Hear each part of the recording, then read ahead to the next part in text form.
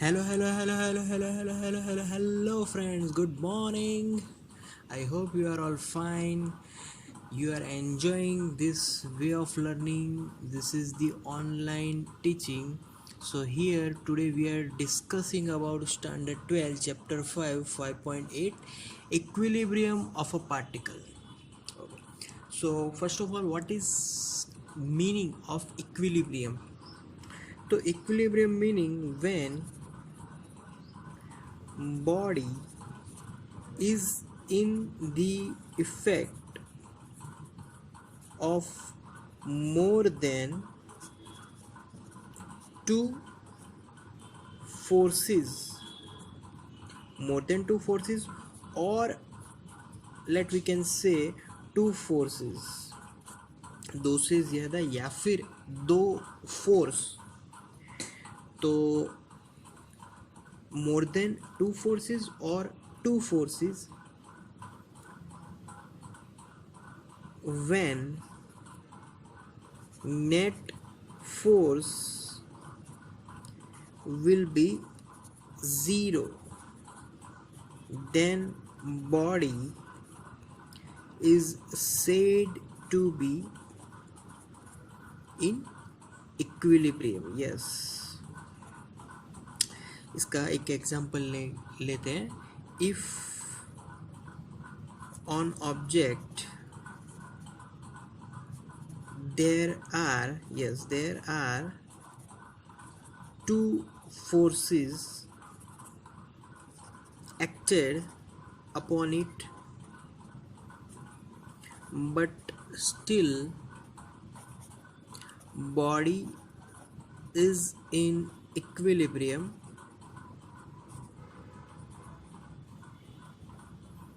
then these two forces are opposite direction.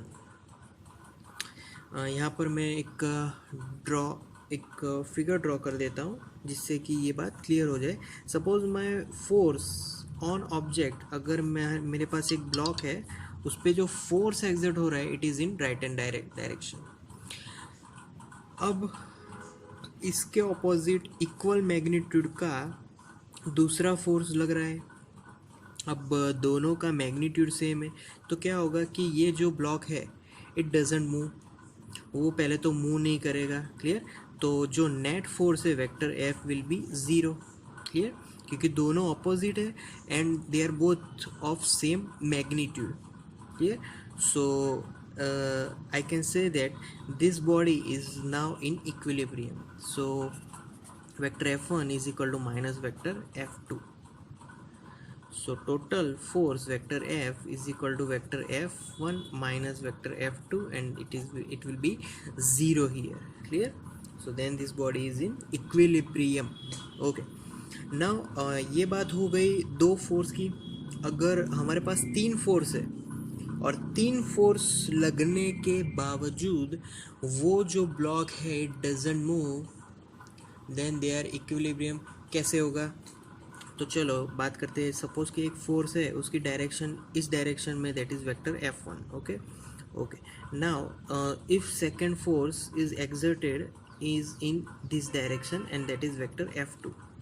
अब ये दोनों फोर्स, दोनों की डायरेक्शन बिल्कुल ही चेंज. अब तीसरा फोर्स किस जगह पे लगेगा जिससे ये पूरा इक्विलिब्रियम हो जाए? तो पहले तो मैं ये F1 F2 का रिजल्टेंट फाइंड करूँगा and by the method of parallelogram. आगे हम लोग पढ़ चुके हैं, 11 स्टैंडर्ड में पैरेललोग्राम मेथड था.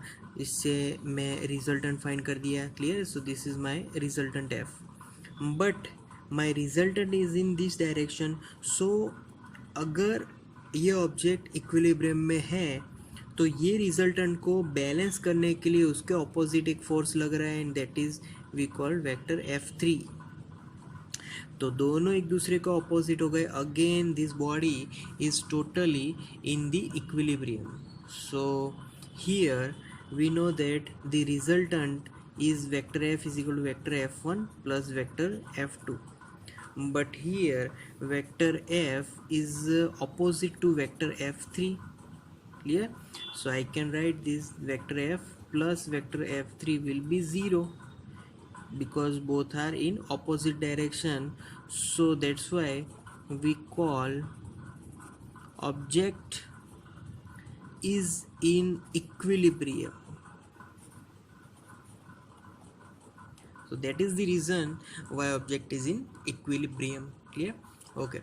अब ये जो थियरी हमने प्रूफ की कि जो भी हमने समझा इसको मैं अदर वे से भी समझ सकते हैं इसको।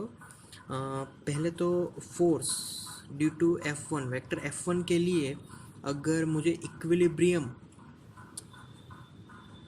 लेना है तो कैसे लेंगे, तो we have three forces F1 F2 and F3. Okay, now in this three forces we know that the all forces have their x coordinates, their y coordinates as well as z coordinates. तो यहाँ पर पहले मैं x coordinates की बात करूँगा. तो for x coordinate our forces will be 1x, 2x and 3x.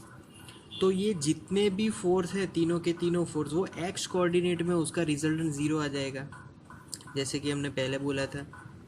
ये तो रिजल्टेंट टोटल था बट यहाँ पर x कोऑर्डिनेट ज़ीरो हो जाएगा. Similar for three forces y coordinates, so F1y plus F2y plus F3y, so their resultant will be also zero. Similarly for z coordinates, so F1z, F2z and F3z, their coordinates will be also be 0.